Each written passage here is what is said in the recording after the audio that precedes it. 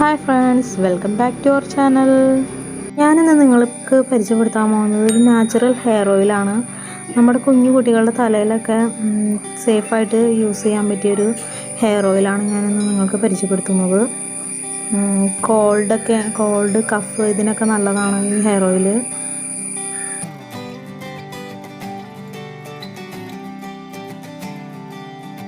റെഡിയാക്കാനായിട്ട് നിങ്ങൾ പ്രത്യേകം ശ്രദ്ധിക്കേണ്ട ഒരു കാര്യമുള്ളൂ, നല്ല നാച്ചുറലായിട്ടുള്ള കോക്കനട്ട് ഓയിലാണ് എടുക്കാനായിട്ട്. പിന്നെ നമുക്ക് വേണ്ടത് ഒരു 3 പനിക്കൂർക്കയുടെ ഇല വേണം. പിന്നെ തുളസിയിലയും കരിഞ്ജീരകവും ഒക്കെയാണ് ഇതിലെ മെയിൻ ഇൻഗ്രീഡിയൻസ്. അപ്പോൾ തുളസിയില കൂടുതൽ വേണം. പിന്നെ ചെറിയുള്ളി വേണം, കരിഞ്ജീരകം, കറിവേപ്പില ഇത്രയും വേണം. ഇനി നമുക്ക് കറിവേപ്പിലയും ഇലകളൊക്കെ നമുക്കൊന്ന് പിച്ചി കീറിയെടുക്കാം.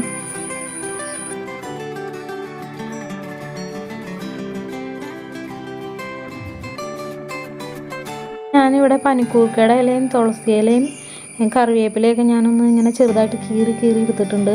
ഇനി നമുക്ക് കരിഞ്ജീരകവും ഉള്ളിയുടെ തൊലിയൊക്കെ കളഞ്ഞ് കരിഞ്ജീരകവും ഉള്ളിയും കൂടി നന്നായിട്ട് ചതച്ചെടുക്കാം.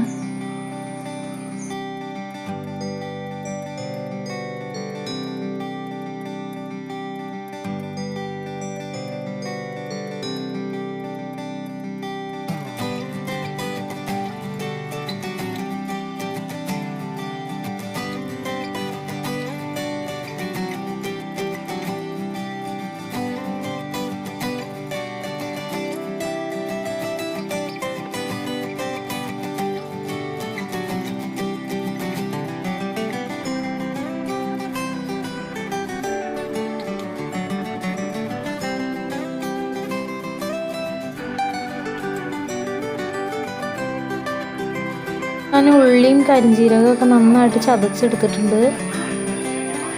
ഇനി നമുക്കിതിൽ ഒരു ചെറിയ ഉരുളിയോ അല്ലെങ്കിൽ കട്ടിയുള്ളൊരു പാത്രം വച്ച് കൊടുത്തിട്ട് ലോ ഫ്ലെയിമിൽ ഇട്ടിട്ട് എണ്ണ ചൂടാക്കാൻ വയ്ക്കാം. അതിലേക്ക് ആദ്യം തന്നെ കരിഞ്ജീരകം ഉള്ളിയും ചതച്ച് ഇട്ട് കൊടുത്ത് പിന്നെ നമ്മൾ ചെറുതായി വെച്ചിട്ടുള്ള ഇലകളൊക്കെ അതിലേക്ക് ചേർത്ത് കൊടുക്കാം.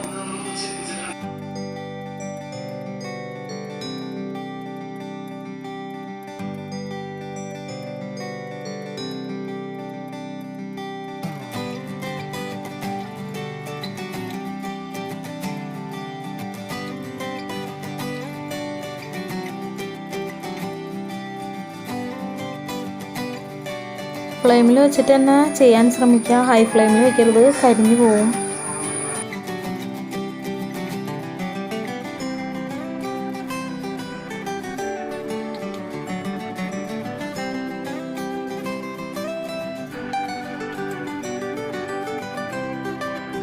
ഇടയ്ക്ക് നന്നായിട്ട് ഇളക്കി കൊടുക്കണം.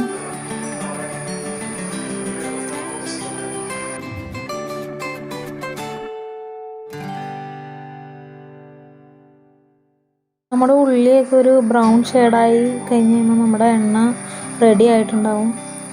ഇങ്ങനെ ഇടയ്ക്കിടയ്ക്ക് നോക്കണം, ശ്രദ്ധിച്ച് ചെയ്യുക ഓരോ സ്റ്റെപ്പും.